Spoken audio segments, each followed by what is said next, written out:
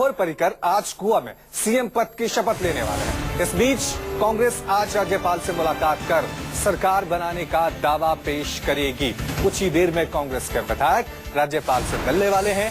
कांग्रेस का आरोप है कि गोवा में सबसे बड़ी पार्टी कांग्रेस है, लिहाजा सरकार बनाने का मौका सिर्फ कांग्रेस को मिलना चाहिए था, दूसरे नंबर की पार्टी बीजेपी को नहीं। तो कुछ ही देर में कांग्रेस भी सरकार बनाने का दावा पेश करने वाली है, राज्यपाल से मिलेंगे और गोवा में सरकार बनाने का दावा पेश करेंगे। इससे पहले राज्यपाल ने बीजेपी को आमंत्रित किया है और आज मुख्यमंत्री मनोहर पर्रिकर मुख्यमंत्री के तौर पे शपथ लेने वाले भी हैं, लेकिन उससे पहले कांग्रेस ने ये अड़ंगा डाल दिया है गोवा की राजनीति में। एक तरफ जहां उन्होंने सुप्रीम कोर्ट में अर्जी दाखिल कर दी है गोवा में बीजेपी की सरकार बनाने के खिलाफ, दूसरी तरफ यहां पर ये भी आज कांग्रेस जारी है कि राज्यपाल के पास पहुंचेंगे और सरकार बनाने का दावा वो पेश कर रहे हैं ताकि बीजेपी को सरकार बनाने से रोका जाए।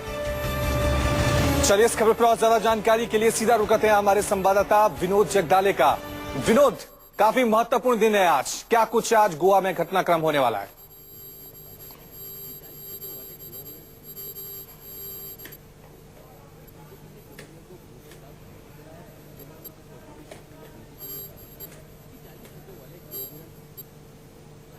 लग रहा है विनोद से हमारा संपर्क नहीं हो पा रहा है, तो आपको बता दें कि आज कांग्रेस के विधायक राज्यपाल से मिलने वाले हैं और वहां पे सरकार बनाने का दावा वो भी पेश कर रहे हैं। इससे पहले राज्यपाल ने बीजेपी को आमंत्रित किया है और वहीं सुप्रीम कोर्ट में आज इस पूरे मामले पे सुनवाई भी होने वाली है।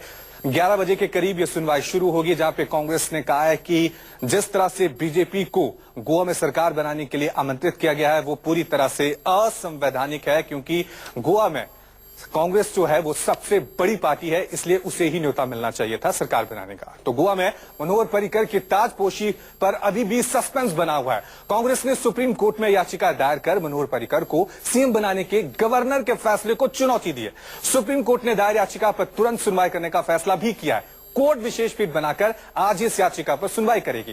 कांग्रेस की तरफ से दायर याचिका में मांग की गई है कि पर्रिकर की मुख्यमंत्री की पद की शपथ लेने पर रोक लगा दी जाए।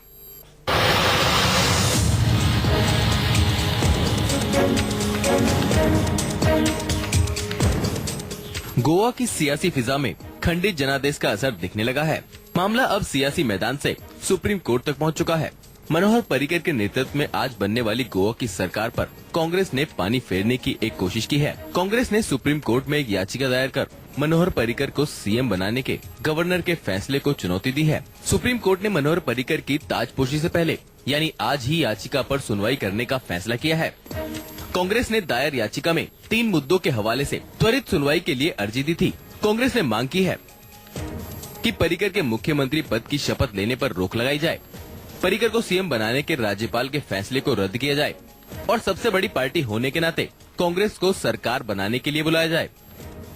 हालांकि बीजेपी ने गवर्नर को बहुमत का भरोसा दिलाया है। गवर्नर को सौंपी गई चिट्ठी में बीजेपी ने दावा किया है कि 40 सीटों वाले गोवा विधानसभा में उनके पास 21 विधायकों का समर्थन पत्र है, जिसे गवर्नर को सौंप दिया गया है। गोवा में किसी भी पार्टी को बहुमत नहीं मिला है। कांग्रेस 17 सीटें जीतकर सबसे बड़ी पार्टी के तौर पर उभरी है।